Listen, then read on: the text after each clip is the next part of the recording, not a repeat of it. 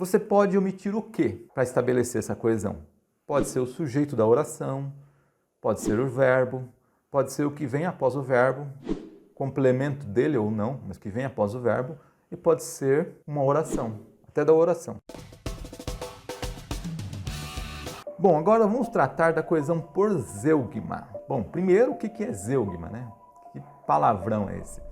Bom, zeugma é uma figura de linguagem. Uma figura de linguagem que promove uma omissão, uma retirada intencional de um termo que já está implícito, porque já foi dito antes. Então, como eu já disse esse termo antes, essa palavra antes, então eu posso chegar lá no período ou na oração seguinte e remover de forma intencional, porque eu quero fazer isso, porque quem ler já vai entender que ele está lá. Basicamente, explicando bem didaticamente, é isso, zeugma. E a coesão por zeugma utiliza exatamente isso, usa o zeugma para manter uma coesão. Você pode omitir o que para estabelecer essa coesão? Pode ser o sujeito da oração, pode ser o verbo, pode ser o que vem após o verbo, complemento dele ou não, mas que vem após o verbo, e pode ser uma oração, até da oração. Então, vamos ver exemplo aqui, primeiro do sujeito, o zeugma do sujeito. O último dos grandes estadistas, Winston Churchill, há de ser perpetuamente lembrado como um dos mais exasperantes vultos da história. Winston Churchill acertou no vaticínio de tantas crises que a sua capacidade de previsão do futuro se tornou lendária entre seus compatriotas. Então você viu que o sujeito aqui, Winston Churchill, foi repetido duas vezes, né? Nos dois períodos aí que foram juntados. Então vamos ver a solução com a coesão por zeugma.